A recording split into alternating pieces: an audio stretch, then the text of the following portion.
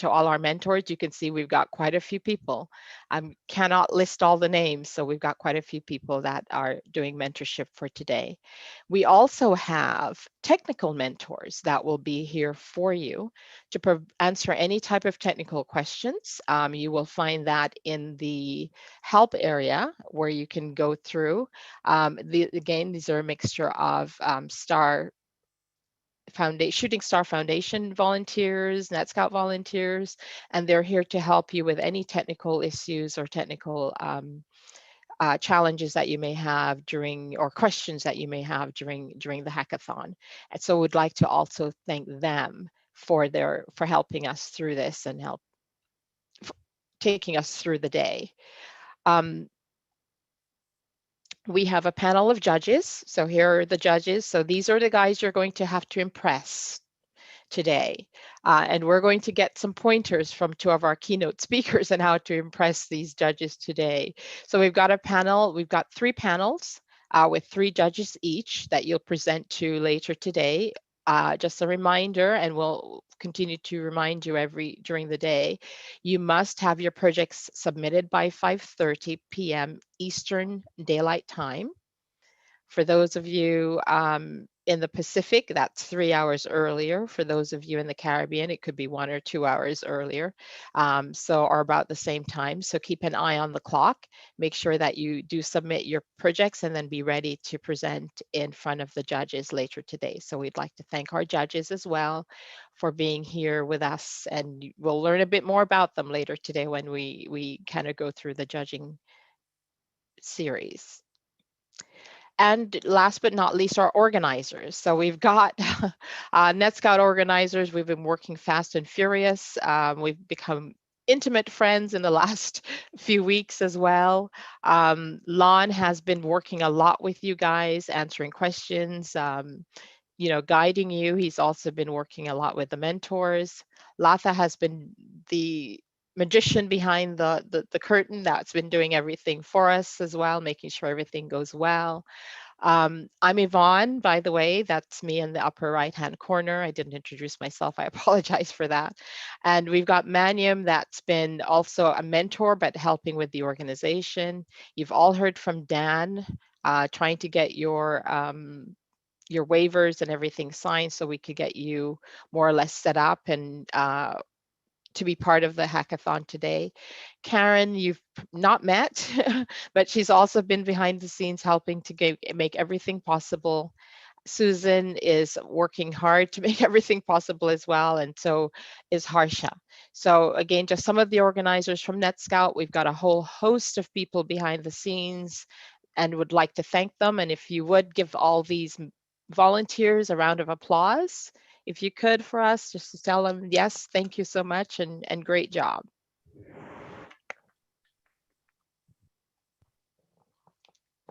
Okay, so let's look at the schedule for today. So we are now doing the opening ceremony and doing the kickoff. We are about to hear from our 2 fantastic keynote speakers. That's coming up. And after that, we'll go through the rules for today, and then you'll begin your hackathon. So you'll be hacking all the way through until 5:30. Again, this is all Eastern time, at which time you'll need to submit your project. You'll be presenting to the judges between 6 and 7:30. You'll be told what room, which participation room or presentation room that you'll need to be in at that time. And then we will have some end of day activities and then the awards ceremony. So keep this in mind. All of this is on your dashboard. All the resources you need will be in the dashboard as well. So we'll talk about where to find that in a moment. So the theme for today is 2031. So we're in 2021 now, and this is 10 years from now. Most of you will be grown, having jobs. Well, all of you will be grown, having jobs, having families. And we've seen over the past year what the global pandemic has meant for all of us, including yourselves: remote learning, not maybe being able to see your friends very often. And we've also seen what technology can do in kind of bringing people closer, bringing families closer, friends closer, and for those that do not have technology, what the impact is on them as well. So 2031 will be 10 years away from now. You'll be 10 years older. There is a lot that you can envision that will be required to live and survive in 2021, and that's what we want you to keep your brain juices going on this. One area of opportunity is understanding the impact of everything that we do on climate and the changing climate, and what will be the impact to the various communities around the world. What will life be like for you, for your families, depending on where you live? As I mentioned earlier today, we have two awesome and inspiring keynote speakers. You will have the opportunity to submit questions to each keynote speaker using the Q&A function in Zoom at the end of each of the speeches. One thing to note is we're going to do a Kahoot at the end of both speeches, and just to make sure that you were listening, and a prize will be awarded for the winner for that Kahoot. So keep that in mind as well. So our first keynote speaker. Yes, Yvonne, sorry. Before you start off with Jeff, one thing I would like is for all the participants, if you can stop sharing, I would like all the participants to switch on their video for 30 seconds. That way all our speakers and everybody will know who we are talking to. It just gives a different experience, different feel for the speakers. Before you see, and Jeff and Tony, yes, we have 166 participants. I don't know if you had this for a professional meeting, but we do have it here. So please take a look, and you can scroll through the 7 pages we have to get. And I'm going to take a picture of all of you. So smile for the next 30 seconds. Keep smiling. I have Elisa from Shooting Stars, taking a picture of all of you. Just 10 more seconds, we'll be done, and Yvonne and Jeff, can start off. Okay, there you go. I think we got it. Thank you all. Thanks. It's so nice to see you all fresh and cheerful and early. Ready to go. For a Saturday morning. Yeah, go ahead, Yvonne. Ready to go. Thanks, Latha. So one of the challenges that we're facing today, as I mentioned, is just a changing climate, right? So how will climate impact your life into 2031? What will we need to do differently? What do we need to live comfortably?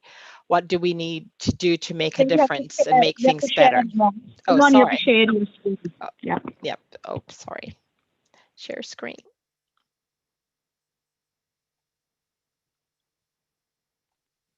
Okay. Our first speaker is very passionate about climate and how this will impact the future. And I must say, I've heard a lot about his speeches. I've not heard it live yet, so I'm very excited to hear it today. And so I'm really, really looking forward to hearing from Jeff. So our own Jeff Levinson, Mr. Jeff Levinson, is Vice President here at NetScout and is General Counsel, so think lawyer, and also secretary. As mentioned, he's very passionate about climate and is here to share the vision of the future as it relates to climate, and also to let you know that you should not limit yourself to just one thing. So even though he's in the legal field, he does have other passions and he does pursue these other passions. So you should broaden your horizon. So without further ado, let's welcome Jeff with a round of applause from all of you guys out there. So Mr. Levinson, you're on, and I'll stop sharing so you can.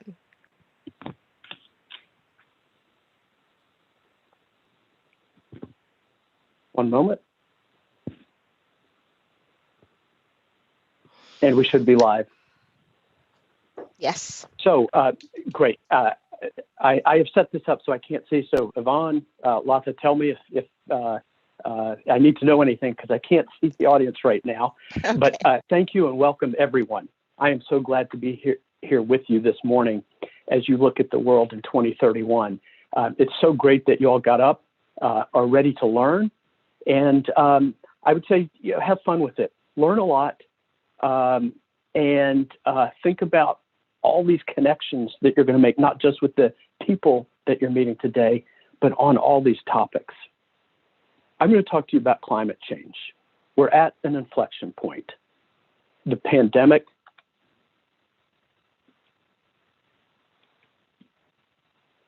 The climate crisis and the global reckoning on racial justice have forced us to rethink normal and create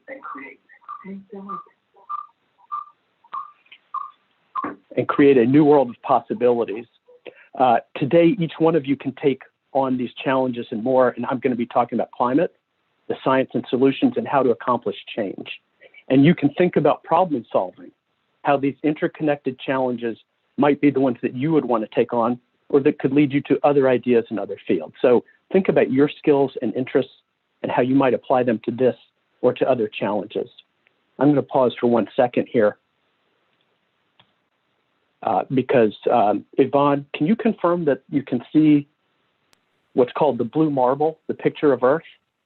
No, No, not you're yet. not sharing, Jeff. We're just seeing you right now. Jeff, you Okay. need to share. Yeah. I was doing that, but let's just make sure it's done here. Yep.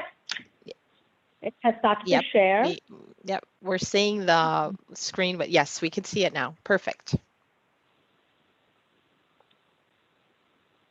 Fantastic. Sorry, a little technical issue here. Give me 1 second. It's not a reboot, thankfully. Yep, we're on. Which I've had. So I'm going to start this morning with a photo of the Earth taken on one of the last of the Apollo missions. This is called the blue marble. It's pretty famous. It reminds us that we're all connected and that our actions can affect our planet. So what's going on with the Earth's climate? You'll learn a lot in this short time, but I wanted to start with this visualization, showing how the Earth has been heating up over time. You'll hear about the science and the effects of climate change, and we'll talk about those like wildfires and hurricanes and glacial melting.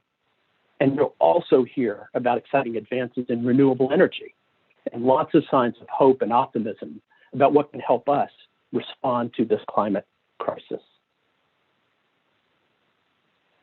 Here's another display of the facts of Earth's warming. It's clear the climate crisis is a huge threat affecting all of us. And like the pandemic, it disproportionately affects communities of color and low-income communities. Environmental justice should be at the heart of the recovery plan and just transition to clean energy. So just a moment about how I came to this. I have a little about me, and it's blank, it's like, this says about me. And I loved everybody's photos and seeing everyone. And I even like the avatars people have put up in the images when they don't have their live screenshot. So I came to this, as you heard, I work here at NetScout. I've been here for a long time. I've been in technology companies. But I wanted to do something else. And we're all sitting around during the pandemic thinking about what we can do. And so what happened was I went, just like many of you are doing this morning, I wanted to learn more, and I went and I got trained by Vice President Al Gore as part of the Global Climate Reality Project's Leadership Corps. This is aimed at educating and motivating people in the climate crisis. So what you're going to hear and see today is a shorter version, a much shorter version, updated and adapted with my own slides, of the scientifically rigorous and famous slideshow that Vice President Gore gave in the movie An Inconvenient Truth. We have a historic opportunity to fix climate change, biodiversity, deforestation, and problems around inequity and injustice if we roll up our sleeves and do the hard work. So I'm going to challenge you to think about what you can do. I'm optimistic, but we have hard work ahead of us. So let's begin. By now, there are only 3 questions that have to be asked. Must we change? Can we change? And will we change? So first of all, must we change? The scientific community around the world has been telling us for a long time that yes, we must change. And now nature is telling us. So the first part of this presentation lays out the science and effects of climate change, as I mentioned. Be prepared. There's some difficult things that can get a little depressing. But there are solutions. And so when we get into the second part, you'll see a lot of reason for hope. And I think of this like a sports team in a long season. Don't get too high or too low because good news is coming. I believe we're going to be successful in solving this, and we can all do our part. So if you start feeling a little down about some of these things that you're hearing about, just remember hope is on the way. So let's start with must we change? You all probably all been taught this or read about it. The science of the climate crisis is pretty well known, largely understood by scientists for a couple hundred years or more. As you know, energy from the sun comes to the earth in form of light. Most of that energy is absorbed and then re-radiated back into space in the form of infrared rays or heat. And some of that outgoing infrared is trapped by the natural greenhouse layer, which is good. That's a healthy thing. And you see that little light blue arc around the Earth. The problem is, you can see that arc is thickening. And that layer of greenhouse gases traps more of the outgoing heat. That's why the temperature is going up. And we're using that atmosphere as an open sewer. We're pouring 162 million tons of man-made global warming pollution into it every single day. So where does that come from? Where does that pollution come from? A lot of different sources. Agriculture, forest burning, plastics manufacturing, transportation, and a lot of others. But the biggest cause by far is fossil fuel burning. And you can see since the end of World War II how that trajectory has gone up dramatically. That's driving the air temperature up. The past year was the hottest year on record, just narrowly beating 2016. But as you can see in this graph, the pattern is very clear. And you can see, I just thought it'd be helpful to see, where does that come from? Which sectors emit the most greenhouse gases? Transportation, electricity, industry, those are most, and then you have the other sectors there. I should mention that the pandemic and the recession did reduce carbon emissions in 2020 by about 7%, but that's expected to reverse. And it really didn't take down the global trend, because you can see the trajectory continuing up at the CO2 level there. And what's happened is 19 of the 20 hottest years ever measured have been since 2002, and the 7 hottest of all have been in the last 7 years. So we are not going in the right direction. And you can see it basically on the ground where all of us live. It was 121 degrees in LA County, setting a record. Phoenix and Miami had their hottest months ever last summer. Europe had its hottest year in 2020. And around the globe, the story was no different. Here, Ghana was one of many countries around the world that had an all-time temperature record. And this to me is crazy. The temperatures went to above 100 degrees on the shores of the Arctic Ocean in northern Siberia. It's just hard to explain that, except you can explain it, and we know what the cause is. I'm in Massachusetts. I'm actually in our NetScouts Westford office today, and we had the same type of thing, the record hottest summer last year. And then one of the hottest temperatures, if not the hottest temperature ever recorded, occurred last year at Death Valley. So let's take a step back. We understand the heat and the increase and the cause with the fossil fuels. So let's look at this. What happens? This image of the Earth puts the Pacific Ocean front and center, and it reminds us that 70% of our planet is covered by ocean. And what scientists tell us is that actually 93% of all that extra heat that we've been talking about goes into the oceans. And that's driving the ocean temperatures up year by year. Just like we saw overall temperatures, ocean temperatures are going up too. And when the oceans heat up, the hurricanes get stronger. So the Gulf of Mexico was 7 degrees warmer than normal when Hurricane Harvey several years ago dropped 5 feet of rain on Texas. That was back in 2017. This was the greatest single storm rainfall ever in the U.S. And what we're hearing from scientists is that unless we get our act together and stop using the sky as an open sewer, we're going to see a lot more Harveys, a lot more hurricanes like that. That was 2017. This past year was the most active hurricane season in the recorded history of the U.S. In fact, they ran out of names for hurricanes. We named them Harvey or whatever, and they had to start using Greek letters. So this was Hurricane Delta that hit back in October. And what we know, and I mentioned environmental justice and some of these things that we're seeing around inequities and inequality, which lots of people have known about, but not all of us have sort of recognized or understood the grave effects. But here you see the Pope who's been pointing this out repeatedly about the effects of the environment and who suffers most. We saw that with Hurricane Katrina, going a little further back, where more than 1,800 people were killed, disproportionately affecting minority communities, especially the Black community. And what we see is in the U.S., the counties most vulnerable to disaster, climate disaster, is on average, 81% persons of color. And so there's a connection between all this pollution we're putting in the air, climate change, and including the particulate pollution that also comes from burning fossil fuels. So what we've seen here is that pollution has created a difference in the effect of COVID-19 on people, partly because communities of color are more likely to be next to those air pollution emitters. And there are other factors. But this shows you that some of these communities of color, low-income communities, minority populations, have higher death rates from COVID-19, which is really intolerable. We can't accept this. And this is why, as part of this whole discussion, environmental justice is such an important part of solving climate change. That's why the Climate Reality Project is working with the Poor People's Campaign to raise attention to these issues. And this is going on all over the world. We're seeing these extreme precipitation events, all over the world, here in India, here in England. But you have to give her credit.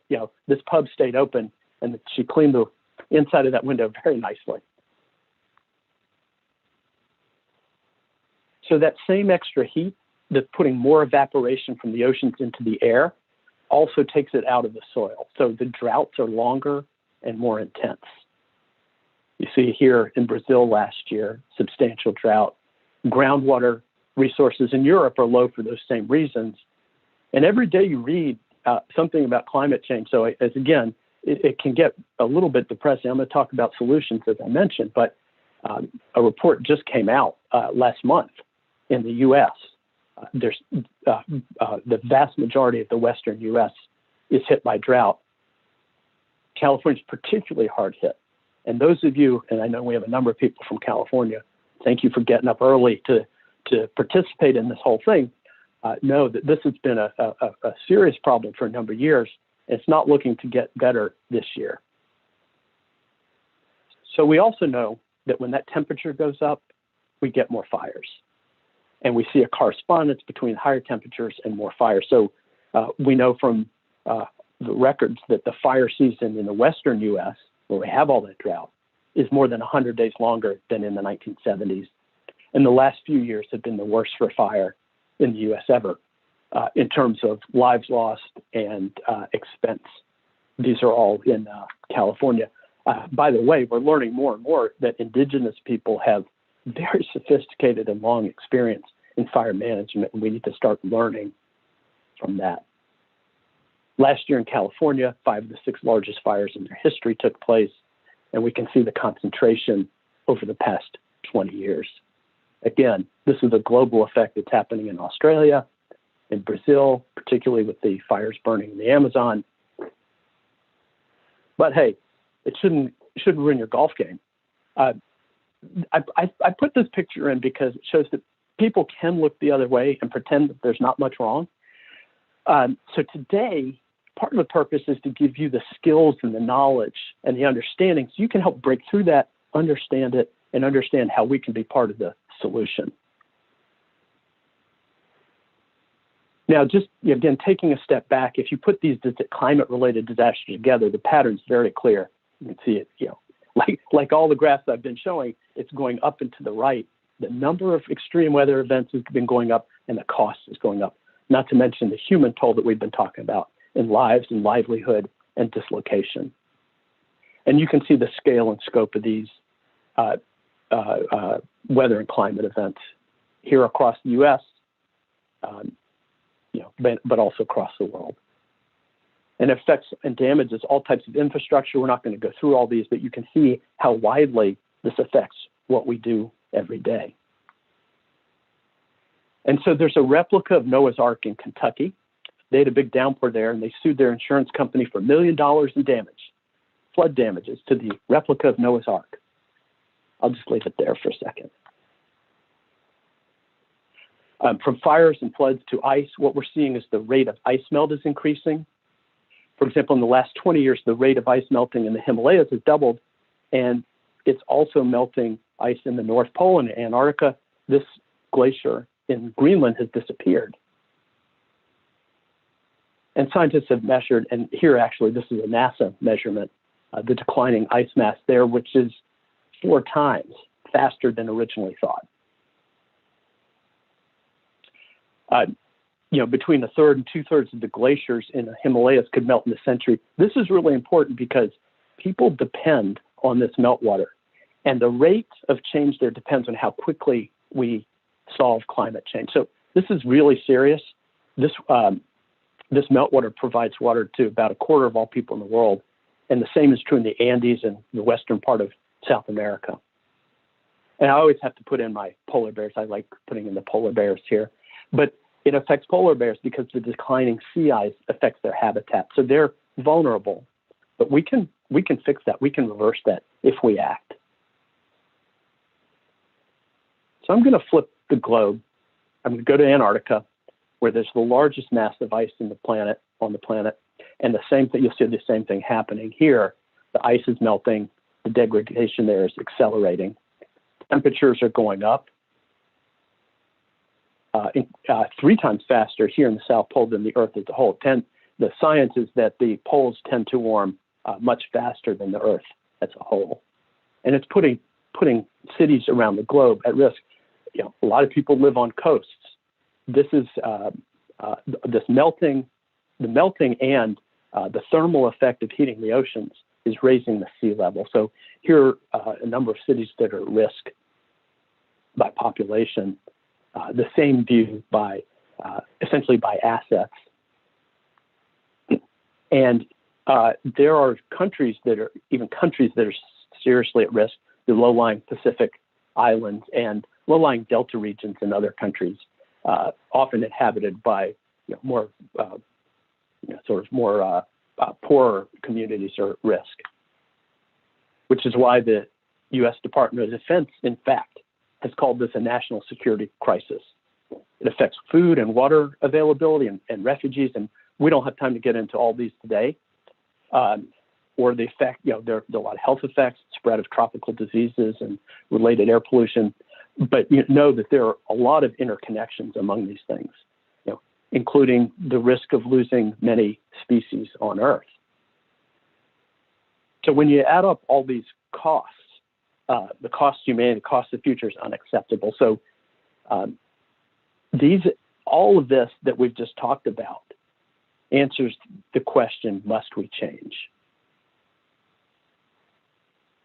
And so we do. And so as you're thinking about today and what you're doing with your applications and your coding, whether it's related to climate or other technology problems, and think broadly, think about what you're interested in, what you want to solve. Doesn't have to be this. But I look at Einstein, he said, if I had an hour to solve a problem, I'd spend 55 minutes thinking about the problem, 5 minutes thinking about the solution. Know what you want to achieve and then attack it. And so then the next question is, can we change? So the good news is we have the solutions. We can make a just, equitable, and rapid transition to a low carbon economy and clean energy. And here's just one data point. Last year, 90% of new power generation was from renewables, renewable energy, 90%. That's the right direction. So we have to accelerate that trend. And here's more of the good news. 22 years ago, we thought that wind energy might reach 30 gigawatts by 2010. We've exceeded that by 24 times. The wind energy capacity is going up. Here's the U.S. view. It could supply our electricity 40 times over. In fact, it's so abundant in some places, including in Texas, that you can basically get it free at night. And it opens up all sorts of other uses like green hydrogen. And I don't have time to go into the uses and applications of green hydrogen, but it's really promising. It could be very interesting new technology. The story with solar is even more dramatic. What the best projections were that by 2010, we might be able to get 1 gigawatt per year. When 2010 rolled around, we exceeded that 17 times. And last year, we exceeded it by 132 times. This is an exponential growth in the US. It's still accelerating. And one of the main reasons is that the costs are going down. So it's cheaper now to use solar than burn fossil fuels. And I know, little note to Loth and Company, I know we're on a schedule here, so I'm going to go quickly through the rest. So I'll tell you about Chile, for example, as we talk about solar. Here, construction and approved construction shows that we're really beginning to break out in solar. We're seeing this a lot in India. China is also very big into solar. These are countries that are using a lot of coal, but are trying to understand how to shift over to solar. And we're not going to run out of it. This is truly a renewable resource. We get enough energy from the sun in an hour to fill all our needs for a full year. And you can make it available places that didn't really have access to electricity. Lots of places that are off the grid. Here are parents in a developing country. They want their children to have access to this universe of digital information. Here's one way to do it with these solar panels. Another breakthrough is batteries are improving, and this is what we're projecting around storage capacity. That's a really important component. Again, I'm going to go fast through this. If there are questions at the end, if you want to come back and pick up any of these topics, I'm happy to do that. Battery prices are coming down, and that means that these companies are switching to electric vehicles. GM just announced that it was committed to all electric. And California is another place leading the way on phasing out vehicle fossil fuels. So there's more cars on the road, and we're seeing huge increase also in the jobs around it. Over the last 5 years, solar jobs have grown 5 times faster than the U.S. economy. And think about this, even the United Mine Workers Union endorsed President Biden's plan to phase out coal. So it's a very different world. By the way, wind turbine service technician is second to solar installer in fast-growing jobs. So there's a lot of positives, a lot of good things going on there. I'm going to skip past that. So the answer, the question is, can we change? Yes, we can change. We have the tools, we have the technology. And so when we think about where we are and whether we will change, whether we're going to charge ahead in a smart way or not, we think about the agricultural revolution 8,000 years ago. We went through the industrial revolution. We've more recently gone through the digital revolution. We're now in the early stages of a sustainability revolution that has the magnitude of the industrial revolution with the speed of the digital revolution. So we can change. Will we change? And this is the last part, and this is the really exciting part. So the Paris Agreement in 2015 signed up every single nation in the world to a commitment to get to net zero by mid-century. And the U.S., thanks to President Biden, has now re-entered the Paris Agreement. It sets ambitious goals to keep global average temperature rise below 2 degrees Celsius and trying to get to that 1.5. But it is something that countries around the world are converging on to try and solve this problem. The markets are also starting to see that fossil fuels is not where you want to be. You want to be in renewables. You want to invest in clean energy. And we're seeing people behind this, the marches and demonstrations and demands at the ballot box. So we need a knowledgeable electorate, climate knowledgeable. We need to vote. Here in Boston, if you live near Fenway Park, and there are things we can do individually, and you all have probably seen a lot of these things, but it's really important that we work on this broadly and together. And young people, and all of you on this call, are the ones calling on us to give them a brighter and safer future. And young leaders are leading the way on this. So if you really think about it, there are a lot of ways you can make a difference. Think about what you're interested in and where you can make a difference. This is in Detroit. Around the world in Kenya, Uganda, India, Spain, Indonesia. So these are exciting changes, and I'm optimistic that we are turning the corner. But clearly the fight's not over. It's a hard fight and has been and will be. But we have to take it on, as President Kennedy said in this famous speech, that we take on these challenges. In that case, it was going to the moon. Not because they are easy, but because they are hard. So I'm going to leave you with a call to action. Join those who are using their voices and their votes and their choices to fight. So use your voice, your vote, and your choices. Speak truth to power, like your world depends on it. And whether it's climate change here or something else, your world does depend on it, and you and how you think about it and how you get at these things that you're concerned about. There's no planet B. You can make a difference. Thank you. I look forward to the questions. I appreciate the time. Great, all the best today. I know you're going to learn a lot. I know you're going to have a great time. So I will stop there and thank you. Okay. That was awesome for me. Thanks a lot, Jeff. Very, very awesome, guys. And a lot of you should be, I know you're all very engrossed in this. So if you do have questions, please type them in the chat window. And we'll, if you've got questions for Mr. Levinson, please type them in the chat window. A lot of you should really relate to this, especially some of you from the Caribbean that's been dealing with your parents complaining. I call it complaining because that's what my nieces and nephew tells me, that it's gotten hotter and hotter and hotter there, and we get more and more hurricanes, and we've seen recently what's happened in Puerto Rico and other places, more earth tremors that are happening because things are heating up. So, this is really, really an important subject and an important topic, and something we need to tackle really quickly. And you are all the future, so you've got to pick up the baton and take it further for us. So any questions, please put that in the chat window, and we'll pause here.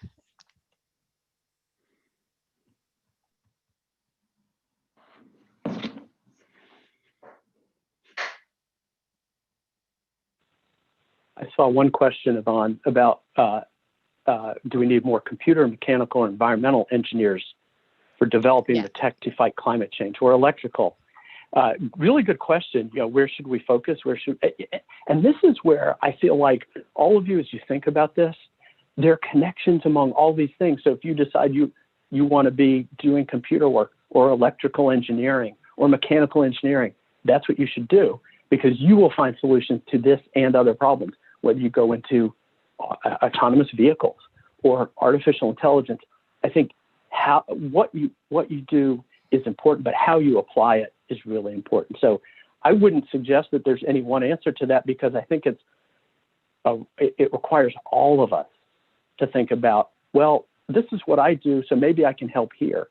So I think there's so much opportunity around that for people that you find what where you feel like you can make your best contribution. Yep, that's true. And I see a lot of comments. I think people are just really absorbed and a lot of comments about how eye-opening the presentation was, and they thought it was fantastic. So that's a great job. So I'm going to ask the question back to you, and then I know you want to move on, but the question back to everybody, and thank you, is this, because I can't see you, most of you in the audience, and we're all part of this discussion, and it's a continuing discussion. So this is a little bit, and we talk about all these effects. For all of you who are participating today, do you feel like there's hope? Do you feel like there are solutions, or is this just one of those things that you sort of throw up your hands and say, I'm not sure how we're going to get at it?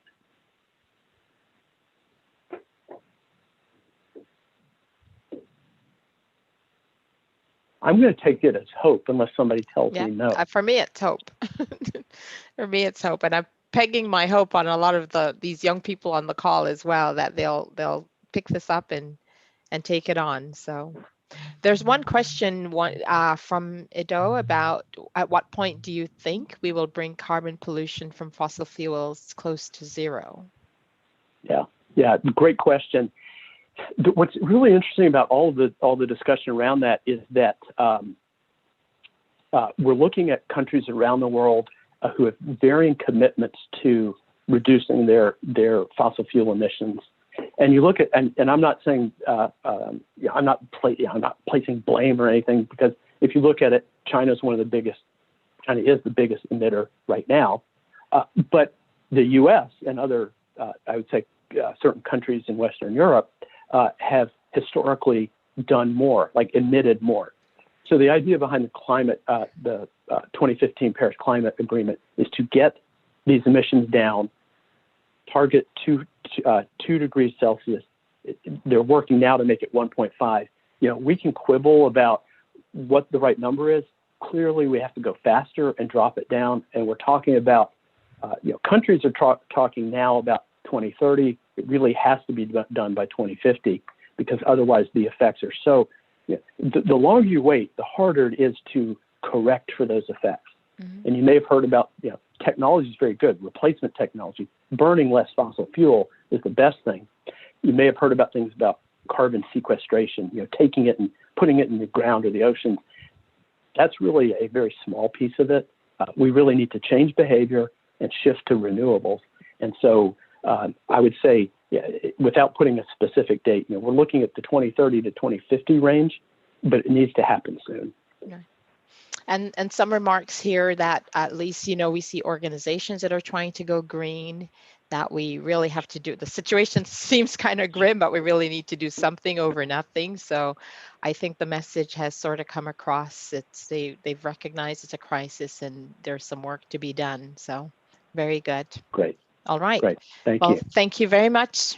Thanks, Jeff. Thank you so very much. Appreciate it. Yep. Thanks. So guys, we'll move on. Let me start sharing again. We have our next speaker come up.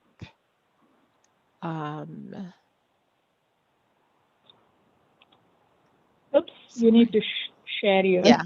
Yeah, I'm trying to figure screen number 3. Yeah. Okay. So can you guys see the screen now? Yes. Okay. All righty. So thanks again to Mr. Levinson. We kind of went through the Q&A. Teddy Roosevelt once said that you can't choose your potential, but you can choose to fulfill it. And when I read this, and after speaking to Mr. King, Tony King, I thought about the conversation he and I had about his journey to where he is today. Many of you are here because you want to fulfill your own potential as well. So Mr. King, he is a Senior Vice President of International Sales. He lives in the United Kingdom. He grew up in a family with limited means, like a lot of us have. And what he said to me is that his calling actually found him. But he wasn't sitting back waiting for something to call him. He was out hunting. And while he was there, his calling actually found him. He sought out opportunity. He was just not sitting back. He's here today to tell you his inspiring story and to give you a peek at what the future holds as far as technology is concerned, and also to provide you with some actionable ideas and advice on how you can succeed with your hackathon today. And by the way, for those of you that are from the Caribbean, he does have some Caribbean roots as well. So we can pat ourselves on the back and say, way to go. So please help me welcome Mr. Tony King with a round of applause or high fives on Zoom or whatever way you want to do it. So I'll hand off to Tony. Thank you. Yvonne, thank you. I'll share my screen.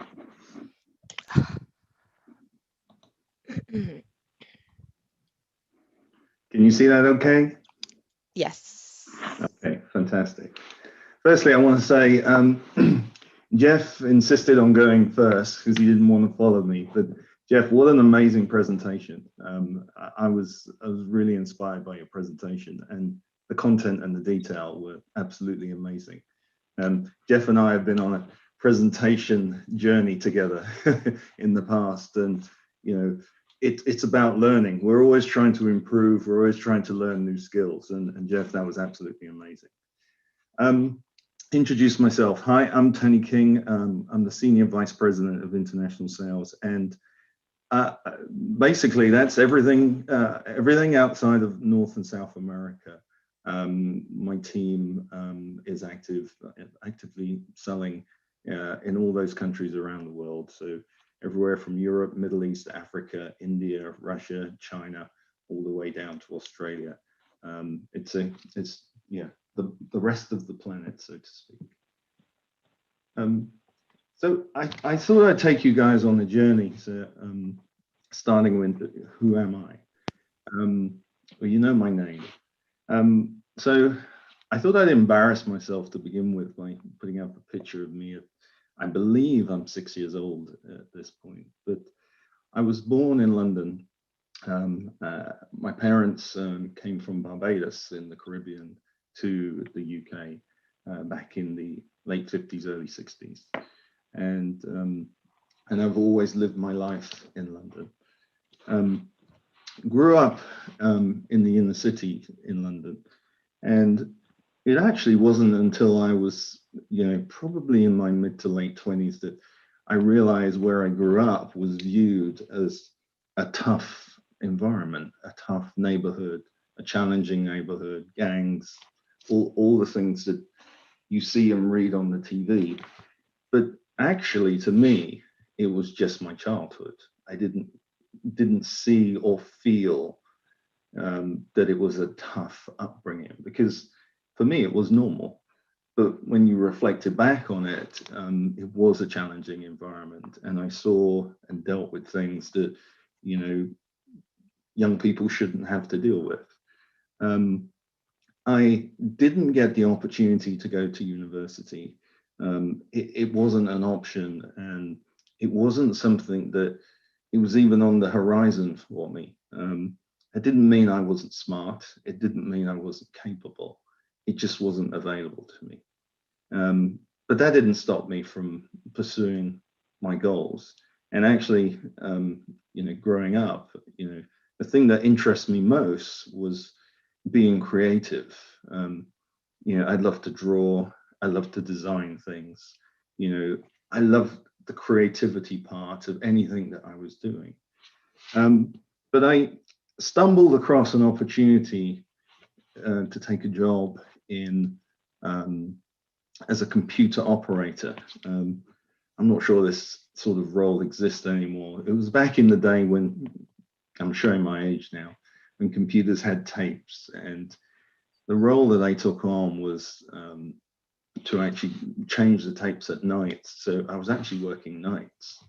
And for me, computers growing up was not something that I was interested in at all. And I took this job because I thought it was a huge learning curve for me, and something completely different from what I was, thinking about doing. But I knew that computers would be the future. It didn't have the interest that I'm sure all of you have today, and it comes naturally to you. But what was interesting in that role, I think it was about 9 or 10 months into that role, the company had decided to upgrade the computer system to a new system, and they were going to roll out an online sales order processing system. What that meant was the sales teams that they had, the company I was working for, which was happening to sell computer supplies at the time, they would actually write down the orders, send it down to the order processing department, and they would type it in. And they had decided to do an online system where each salesperson would proactively put the orders in online as the customer called in, which today is normal for all of us, but back then was revolutionary.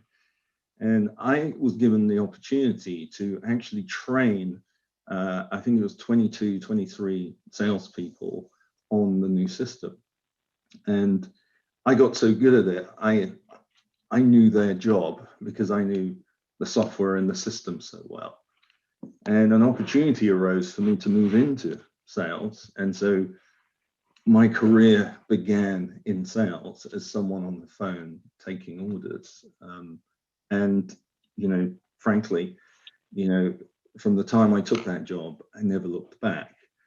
And the reason it was interesting was every day was different, new customers, new opportunities, new problems to solve. And that's how I got into this world of sales. But it just so happened it was IT sales, computer networking sales that I fell into. And so fast forward 30 plus years, I won't say how many years, but I now find myself in the role of running global sales, which I have been doing for over 10 years now, in different guises with different teams. So you guys, and I saw all of you on the video, I believe you have the world at your feet. Why do I say that? Because the technology at your disposal, the technology in your hands, the fact that you're participating in this event, the opportunities that will present itself to you are enormous, and you should embrace it. One of the key philosophies I have with my team is I encourage people's ideas. My philosophy is the best idea wins. But I only get to hear the best ideas if people actually voice that idea to me. But I encourage that. And I encourage you guys, if you have a good idea, find a way to voice it to someone that will listen. I think it's really important. Total world population, 7.8 billion people on the planet. And unfortunately for all of us, the pandemic is shrinking that as we speak, especially in some really challenging parts of the world. India in particular right now, it's just heartbreaking to see what's happening there. But I think there's a huge number of countries that are going through that pain. But the interesting thing about the size of the planet is 4.3 billion of those individuals are connected in some way, shape, or form. And that's a lot of people. If you just think about that, 4.3 billion individuals are connected. That gives us both an opportunity and a challenge. The challenge perspective is, everyone can be hacked. Everyone can be compromised. And what NetScout does as an organization, is we help everyone from individuals to organizations to government to major corporations, and probably something that we don't talk about a lot, countries protect themselves from cyber attacks. And an anecdotal story I'll tell you, back in 2016, just before the presidential election that Trump won, it was 2 weeks before the presidential election. There was a huge attack against a very small West African nation. And we were tracking this attack, our company was tracking the attack, because one of our principal customers there was affected by it. The equivalent of Verizon for that country, I guess you would say. And the attack started small, very aggressive, but it escalated to the point that we were assuming this was a hacking group actually testing their capabilities to disrupt the US presidential election. The attack got so big that that country was probably an hour away from being disconnected from the internet. Now, just think about that. This is not a company, this is not a person, this is an entire nation was about to be disconnected from the internet. And our organization stepped in to help protect that country from that attack, to the point that we stopped it, we helped them mitigate it, and they weren't disconnected from the rest of the world. it actually hit the press, and it turned out to be that it was a hacker paid by one corporation to attack another corporation. I won't go into the details, but nevertheless, it was, it was a criminal act that got out of control, and the attack got out of control, but almost disconnected the nation. But I'm very proud of the fact that I work for an organization that can help that. And this is the opportunity out there. This is happening all day, every day. And because there's so many connected people, and there's over 50 billion connected devices, I think I probably have in my own home at least 30 or 40 connected devices. You just think about that. So the next 10 years, autonomous cars. We hear lots about it. It's real. It's happening. It will be in your lifetime that you order an Uber, it turns up without a driver and takes you to your destination. That's going to happen. But what happens if it's hacked? And if you guys have seen the Fast and Furious movie franchise, in one of those, they show cars being hacked right across, I think it's in New York City, using those cars to attack another car. So the reality of the autonomous car is coming, it will be here, but they need to be secured, right? So securing them is important, incredibly important. Remote surgery. I spent some time with a company in China who was talking to us about the robotics that they were going to utilize to do certain surgeries. And actually, I'd like to relate it to what Jeff was talking about. Imagine the surgeon does not have to jump on an airplane and travel halfway across the world to do an operation. They can do it from their home location across the planet and remotely do surgery on someone because that's their specialist area. But again, I was there discussing these robots and remote surgery, but it was the security aspect. They wanted to make sure that it could be secure and not hacked in any way, shape, or form, because you can imagine, the devastation if someone interrupted that surgery.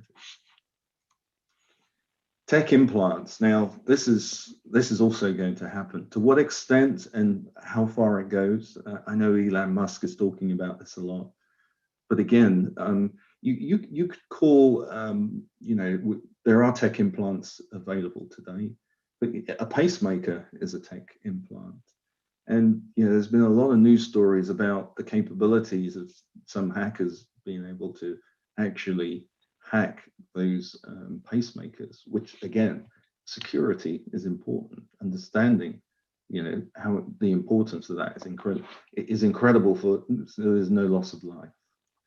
And then smart cities. I guess you can say there are smart cities today, but again, saw an application, and I'm trying to remember it just happened to be in Asia again, but they were talking about the ability to, during rush hour, basically look at, thousands of cars on the road and be able to send a message to each car to say, look, if you get off at the next junction, this will give you the ability to, they could, basically divert cars away from traffic problems.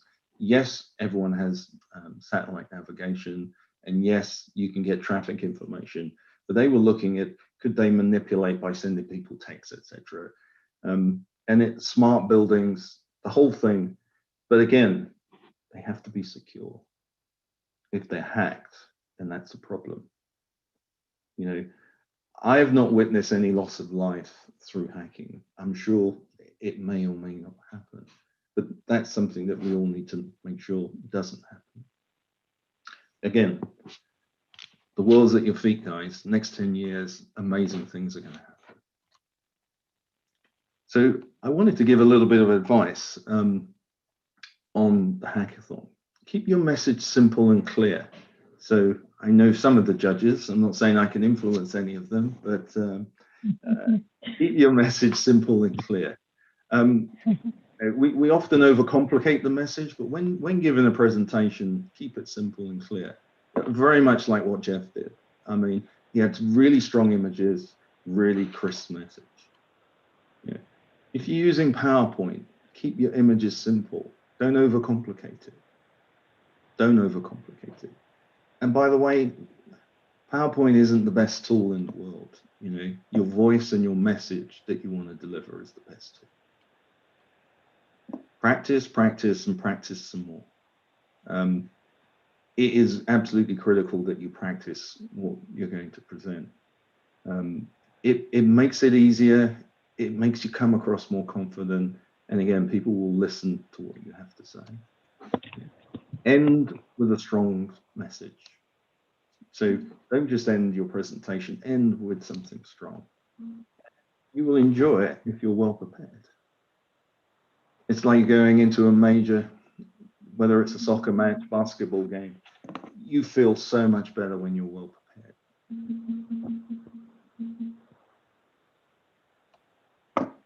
Always stay true to yourself and never let what someone else says distract you from your goals. Who said that?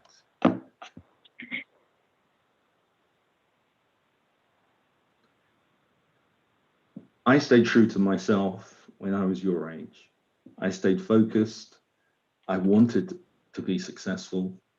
Probably my one regret was, having not had the opportunity to go to university, which it didn't stop me from being successful, but I can guarantee you would have accelerated my success. So it would encourage you, if you get that opportunity, to take it.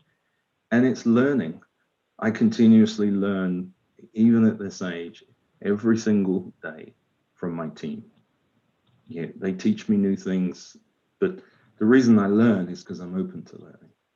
And if you stay open to learning, open to listening to what others have to say and taking on board what they have to say, sky's the limit.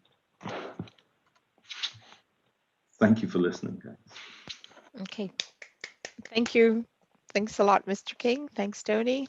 So everybody, if you've got any questions or comments, I've seen a wow from people, amazing personal stories. So these are all good, some inspiration. So lots of good comments coming back. So if you all have any questions for Mr. King, if you will please post them in the chat window. We will extend your time for the hackathon. I know we're running a little bit behind time, but not to worry. We'll extend your time so that you are able to still complete and submit your projects on time. Yep. So Yvonne, we can go to Kahoot? Yes, let's go on to the Kahoot then. So let's stop sharing, and Adwit, take it away. Yeah, sure. 1 second. Let me just get it set up.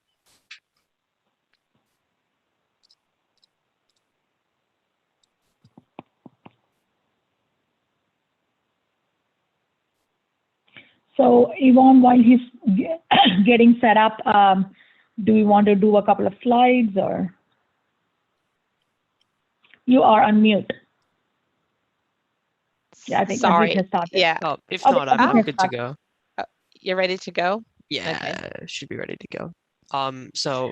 Again, guys, many of you guys have done a Kahoot so far, but if you guys haven't, I'll put the link in chats. It's just kahoot.it, and the code is just copy paste the code in chat as well. I think the adults can also join. Yeah, it should be fine. Kids with the adults. We have about 40, 50 NetScout people here, as well as it was all about listening. So let's see who all listened well. So yeah, if the adults feel like it, you should join. Okay, we'll give 30 more seconds. Yeah. You get points for speed, you know that. So you better join fast. We have 160 people on the call. Let's try to at least get 100 in the Kahoot. Yeah. So yeah, don't worry, everybody. As Yvonne said, we will extend a little bit of the project time, and after the Kahoot, it should be another, less than 5 minutes, and we'll all go to Discord. So speed and correct answer. Okay. Okay. Okay, I think we can start. Okay. Yep. So as always, I'll read the question out and the answer choices. Just be careful. So which year has been the hottest recorded for many countries? This was mentioned briefly, 1990, 1995, 2000, or 2020? The first question is hard. Remember years. I wanted them to be a challenge this time. I know a lot of people were complaining about it being too easy. Okay, nice. So you guys got it. So it was actually 2020. And if you guys were paying attention, the hottest year in on record is 2016, and 2020 is like the second hottest. Okay, question 2. How does the Earth get heated? Heat is trapped by the oceans, light is trapped by the land, sunlight is trapped by the atmosphere, or light bounces off the Earth's surface.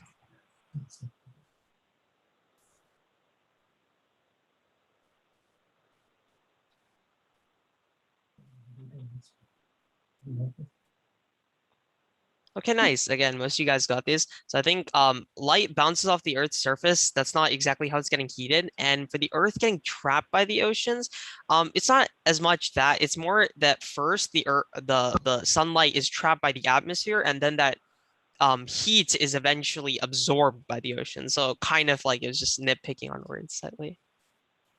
Okay, Jack in the lead. What increases the amount of heat that is trapped in the atmosphere?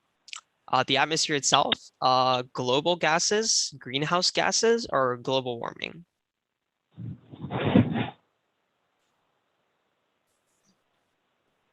Oh my God, this is so intense. Thank God I did not participate.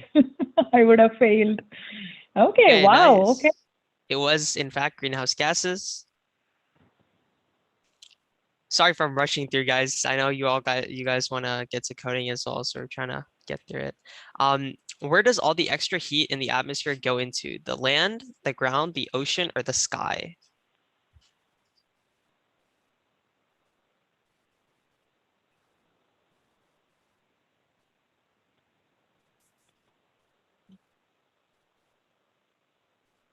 Okay, nice. So the heat is in the sky, but eventually it's actually absorbed into the ocean. If you guys may remember from the presentation. Okay, Jack's still in the lead. What does this global warming lead to? So pollution, heating, extreme weather events, or hurricanes?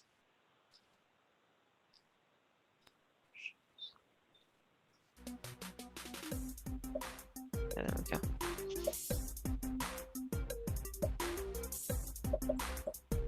Yeah, I was thinking where the music was. Yeah, I forgot to share sound. Okay, yeah, nice. So in general, it is extreme weather events, but more specific example is hurricanes. Global warming itself is heating. So global warming isn't really leading to heating, and pollution is what causes global warming. That's not what global warming leads to. Okay, what is another kind of natural disaster which is increasing due to heating? So mudslides, fires, floods, or storms?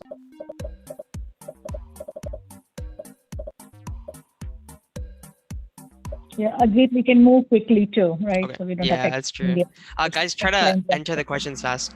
Okay, so actually all of these are correct. I believe I either gave no points or all points for all of them, but all these are actually in fact increasing due to heating. Okay. Which is not a cost of global warming. Increased extreme weather events, species extinction, infrastructure in seaside locations, or all of the above?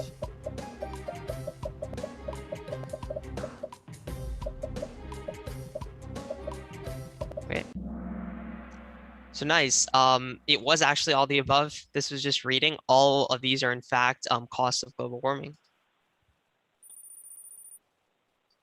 Okay. Okay, which is not a question that was discussed during the first presentation. Can we change? Must we change? Will we change? Or how can we change? That's a good one. That's a very good one.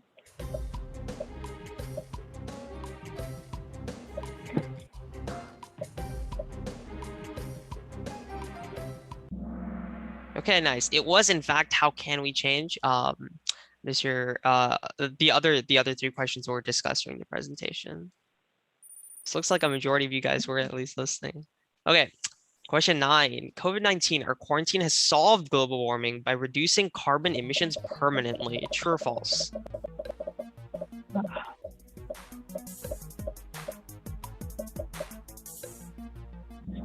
Okay, so it is false. As was mentioned in the presentation, the decrease in carbon emissions was actually only temporary because, of course, right now everybody is maybe driving less, etc. Okay, Dominic's on the lead.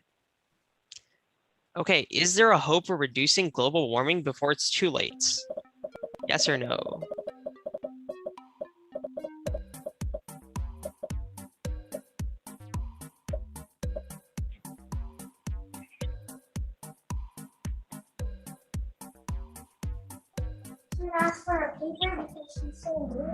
Okay, so this one, there wasn't really a right or wrong answer. I just wanted to see what you guys think. So it looks like a majority of you guys do think that there is a hope for reducing global warming. Okay, true or false? You need to go to college to be successful.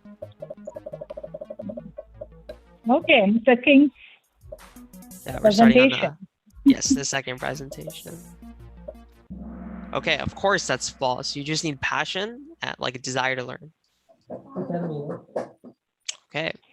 I hope the parents are not listening here.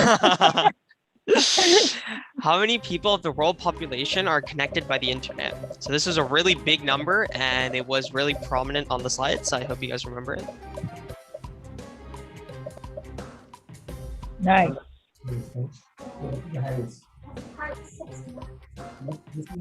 Okay, nice. A lot of you guys got it. It is 4.3 billion. That's more than half of the actual total population in the world. How much is that? Okay. How much is the area of that? Which is an innovation we will see in the next 10 years? Remote surgery, tech implants, autonomous cars, or all the above?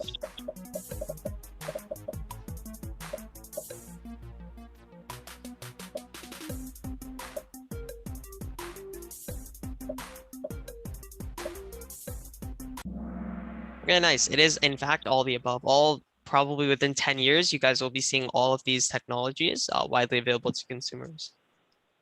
Okay, I believe this is the last question. What is the key to any presentation? Code, words, simplicity and clarity, or speed? Okay. You need to get this right.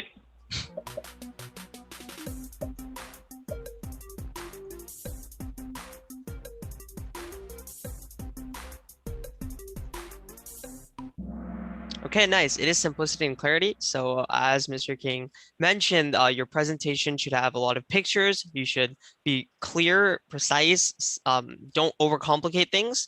And yeah. Okay, so Okay. we have Excellent. the So results. who's the winner? We have Ishan third. Second place was Dominic. And first place we had Ethan Martin. Wow. 10. Very good. Okay. Way to go, guys. Pretty good. Okay. What's up? Okay, so you've all been waiting for the hackathon to start, and we are almost there. So it's just a few more things to remind you about. Again, No, this is talking about this. you know what the theme is. Same. Like, we gotta mute some Go people. ahead. I will mute them. Go Okay, ahead. Yeah. we know what the theme is. So so you're ready to start. Again, don't limit yourselves, right? You've had a week to think about a lot of this. You've heard some inspiring keynote speakers. So don't limit yourselves on what you could do. Think about 2031, envision what it could be. You've had a lot of ideas going around. Some of you probably already are just raring to go, but remember not to limit yourselves. I'm going to speed through. You are presenting your work to a panel of judges. You'll be told what room to go to at around 5:36. You will be have 3 minutes to make your presentation. You should select someone that will present on your behalf of your team. So all 5 of you or 4 or 3 of you cannot present. Someone from the team needs to be designated to present for you. And you must show up on time. So you're going to be provided with time slots for presenting. If you don't show up, then everything will be running behind, or you may lose your opportunity to present. So please do show up on time. Here are the judging criteria. This is also on your dashboard. So your dashboard is your Bible. So we're going to show you the dashboard in a minute.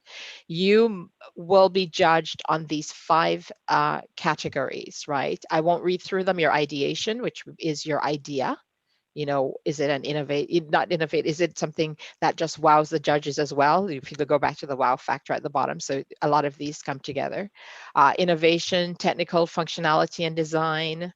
Again, if you are not a proficient coder, you may have gotten something done, but the design is important. So keep that in mind as well. Your presentation, how you present, what you present, how you sell your ideas. So those are some of the criteria. You can review them as you go through the day. Rules for participation. So I'm just going to highlight a lot of the key things. You must be respectful. If you're not being respectful, we're going to have to throw you out. It's that simple. You need to be thoughtful to the other participants, be kind and thoughtful to them, be open, which means, because that's where brilliant ideas come. You listen, and then you could say, if you're not listening and you're not open, we're not going to grow, or you're not going to come out with the best things coming forward. Don't bully your teammates. Give them a chance to speak, give them an opportunity to say what they need to say, or you may end up losing a brilliant idea from someone. And again, be awesome. Do the best you can. And that's all we're asking. For a lot of you where this is your first time, don't worry about it, that this is growing. You'll grow through this one and be able to be awesome, even more awesome in the next one. You should not be using any code before today. All coding has to be done today. You cannot plagiarize. So don't go copy somebody else's code and use it as your own. Try to be as original. You need to be as original as possible. You may use any technology language. If you do have questions about what technology languages are available or what can be used or what's easier, go to your tech team or go to the tech channel for support. And do not share personal information with each other in the groups. Not permitted. So don't share your phone numbers or emails with each other, okay?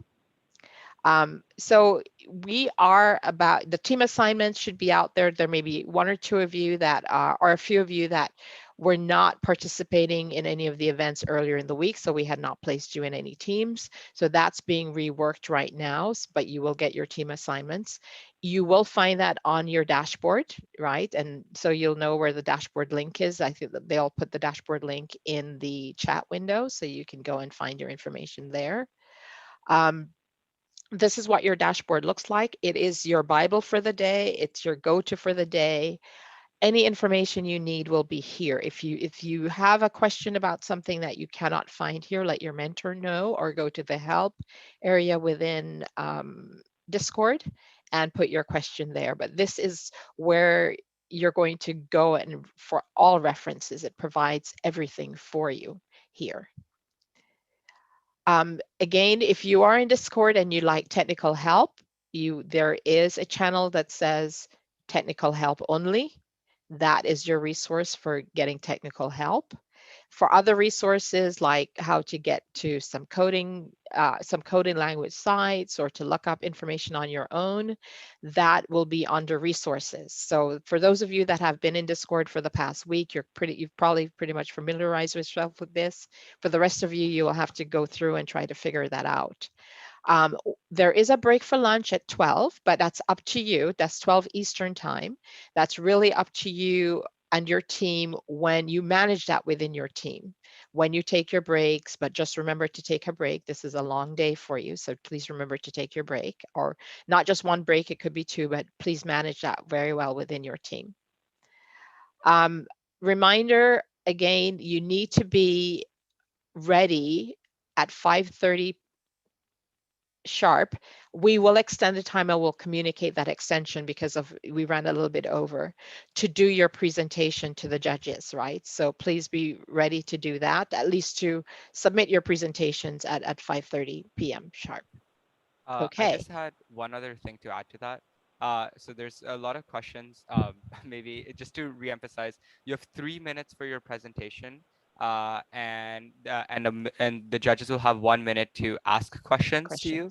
So that is the balance that is given. As for which judging room, around 2/3 of the way into the hackathon, there will be a person coming to your team and kind of assigning you to a judging room, and so you just stay tuned for that. Yep. Okay. All right. So anything else before we let them go? They're all ready. Guys, you're all ready. It's a go. Yeah. So all the best. Good luck. Good luck. Go ahead, Ansh. Yeah, no, I just wanted to emphasize what Elisa just said in chat with being mindful of the time zone. This is all in EST, so please convert times to whatever time zone you may live in. So for those of you that are in the Caribbean, this is an hour earlier. Hour to, like, in Jamaica, it's an hour earlier. It's 4:30 for you. For those of you that are in California, this is 3 hours earlier. So keep an eye on that. Above all, guys, have a blast, have fun. This is not you're not going for your first job interview or anything. So it's just for you to have fun and also begin to think about innovative ways in which you can help the world, right? And so that's it. Off you go and have fun. Thank you.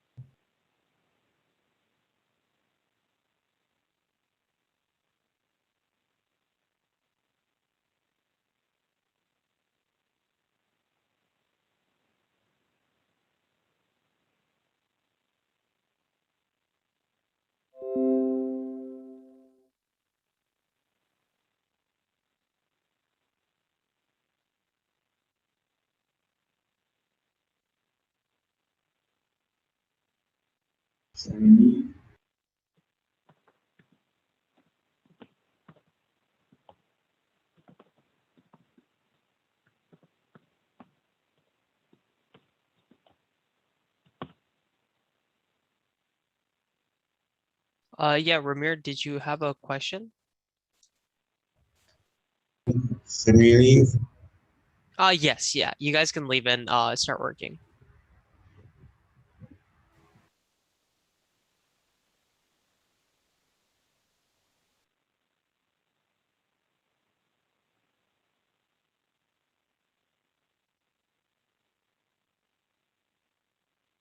Ansh, if you wanted to end the meeting.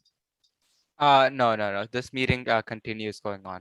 This is so that, like, if you want to stay, if you want to ask questions, you can just unmute in Discord, in Zoom, and you can just ask us right away. So this Zoom will be open, but we do want teams, like just regular participants, to leave if they can. So Thomas, go ahead and leave.